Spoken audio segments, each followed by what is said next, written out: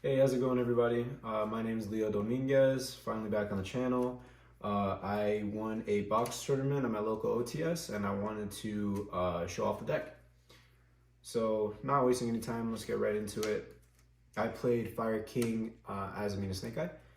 So here we start off with the Fire King engine. We have 3 Volcanics, 3 Kirin, 1 Garunix, 1 OG Garunix, 1 Arvada, 1 Ponix, Island Sanctuary. So the reason, I mean, this is all pretty standard, right? But the biggest controversy with the Fire King engine is if you play a ratio of 2 Volcanics, 2 Kirin, or 3 Volcanics, 2 Kirin, or 3 Volcanics, 3 Kirin, right? The reason I chose 3 Volcanics, 3 Kirin is because, very simply put, Volcanics is the best card that the deck got, right? It's the best, like, new card. It's just the best card in general. So it helps you beat Droll by itself, and in a deck like this where like one Droll can really hurt in your turn, being able to just push past Droll and just like turn it off completely is very good, right? So you want as many Volcanics as possible, and I think this is a personal belief, but you can't have 3 Volcanics without 3 Kirin. It has to be the same ratio every time. If you go to 2, it has to be 2. The math is there for why you can put 3 Volcanics and 2 Kirin, but call it a superstition. I don't know. I just don't like 3-2. I don't like the look of it. Also, Kirin's just good. You know, you normal summon Volcanics and then they imperm Volcanics. You chain Kirin, you pop off. You just have Kirin in your opener. You can force something out with Volcanics. It's like this 2-card combo is the best going second combo that your deck has. Like the best going second push. So yeah. But that's it for the Fire King engine, pretty standard. Now we have the Azamina engine. So we have triple Wanted, triple Diablo Star, 1 Deception, 1 Hollowed Azamina, and then I guess this is a Azamina card too, 1 Original Sinful Spoil. So the biggest thing here is I decided to play 3 Witch and 1 Deception over people's 3 Witch, 2 Deception, or 3 Deception, 1 Witch. The reason for that is because in the past I was too scared to not include a second Deception. I never wanted to go below 2 Deception, simply because the SP banishing Deception was too big for me, or it was just too much of an ask for a crackback when you already go through all your Kirins. You know, you already go through all your Snake Eye stuff, so you're not gonna be able to put your Snake Eye stuff back and search off of OSS graveyard effect. So I really needed the Azamina cards to come in clutch there. But thinking about it more, you just like, they're not gonna SP the Deception. If anything, they'll SP the Fusion that you want to put back to get back your Fusion spell, or they're gonna just straight up SP the Fusion spell, which is the Holic, right? So yeah, that's why I was more comfortable doing it. Also, that was one of the reasons, but the biggest reason is I didn't want to mill it off of Zombie Vampire, have Witch in my hand, and like not be able to Witch, not be able to set Deception off of Witch. But it doesn't really matter a lot of the time, right? Because you have Wanted. If you start Wanted, it doesn't matter if you mill it, you just put it back. And if you also have the chance of milling Wanted and Deception, right? But the biggest thing is it's a 44 card deck, right? So you're not going to actually mill Deception a lot of the time. And if you do, then tough shit, figure it out, right? Use Deception. I used the Apple Star first. So I was comfortable with that. 3 Witch, I hit it off of Zombie Vampire 2 times today. Felt really good. So I wouldn't change the ratios. I think with the format being almost done, it's my final conclusion. But that's the Azamina engine. Now for the Snake Eye portion, you all know and love these guys: Snake Eye Ash, Poplar Oak, Flamberge. These guys turned into a like secondary push almost. Like, these cards are cool to have in your deck. You need to have them in your deck, but you don't like. It's the weakest portion of your deck.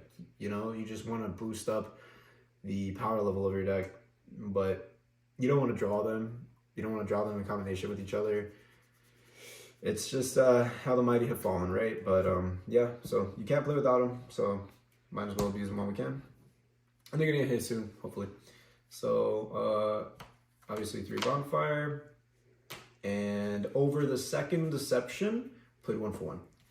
So 1 for 1 is really good for the fact that it's if you draw deception and 1 for 1 at the same time, you're not gonna like you're gonna have 2 pushes instead of 1, right? So you want to have 1 for 1 in that exact scenario. Also, it gets you exactly Snake Eye Ash or exactly Ponix, whereas deception needs to like do a couple of steps to get you there, right? Also, Pleasure on Perulia a little bit more. It's pretty good. So yeah, I like the 1 for 1. I thought it was gonna be too costly with deception, but just play less deception. Now for the biggest difference of all Fire King decks, all Snake Eye decks, right? The hand traps. So for the hand traps I played 3 Ash, obviously. I played 2 Droll. I played 1 Ogre. And then for the very expensive portion of my hand trap lineup, played 3 Fueros. Yep. 3 Dominus Impulse, and 3 Imperm. Shout out Jason for giving me these cards and borrowing me these cards for the event. I really appreciate it, man. Yeah, they were very useful. So the reasoning behind this, 3 Impulse, great card, amazing card. You need to have it, right? 3 Imperm, you need to have it. This is the only difference.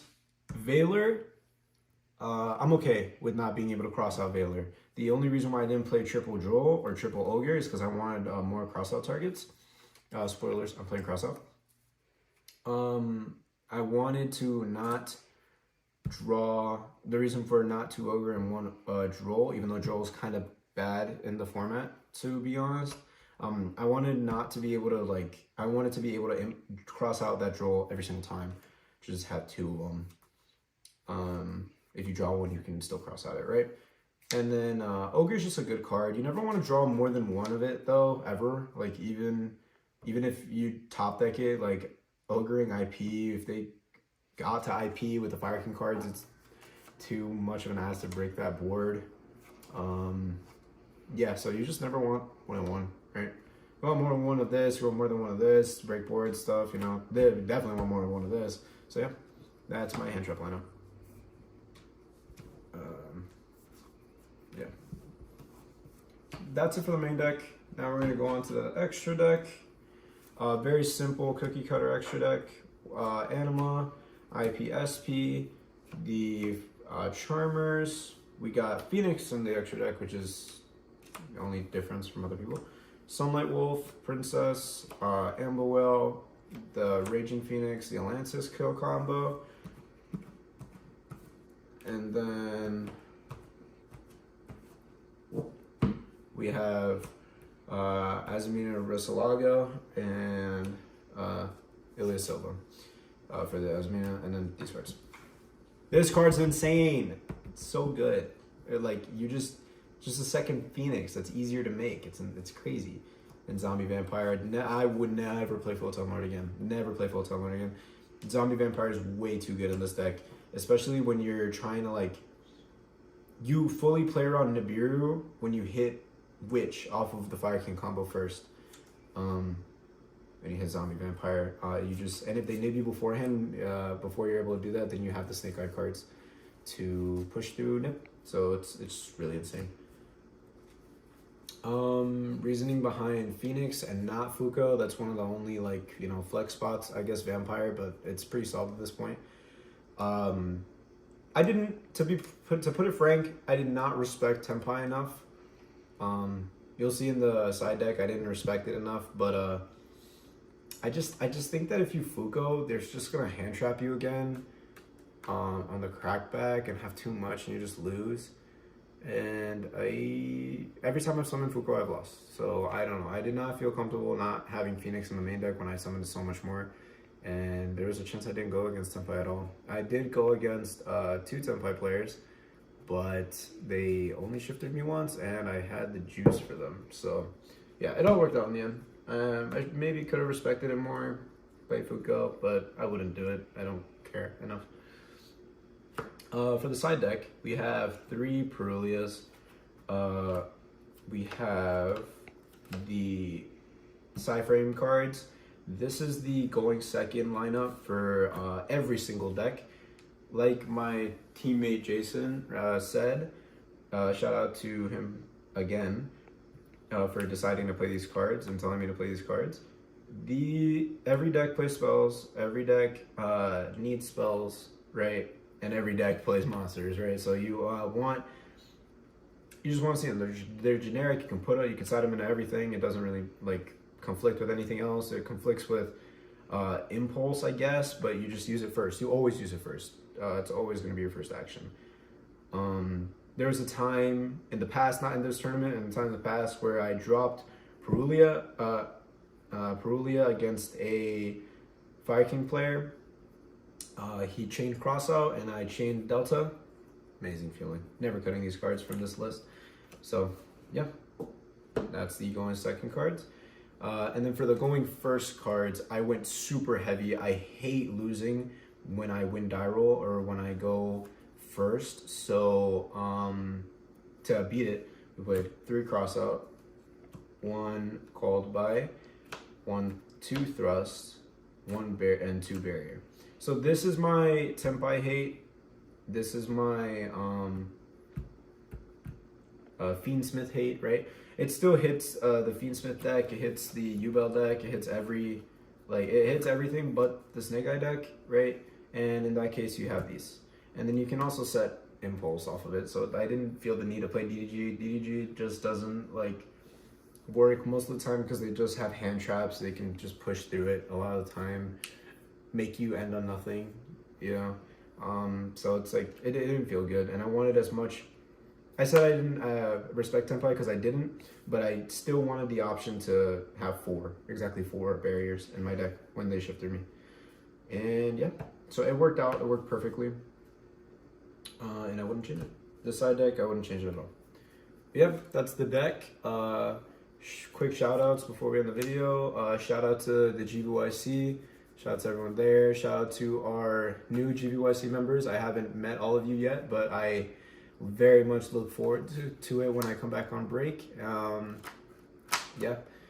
Shout out to Jason for testing with me for the little amount of testing that we did have. He's the Fire King. I get all of my theory from him. So yeah. Shout out to him for borrowing me the cards as well. Julian for some theory in that regard. And yeah. Shout out my girlfriend who actually helped us out here when recording the video. Thank you. Shout out my best friend Pablo for watching me do combos all day. And yep, that's it. Thank you guys for watching. I hope to see you guys again very soon on the channel, and we'll be posting more content soon. So yeah, thank you.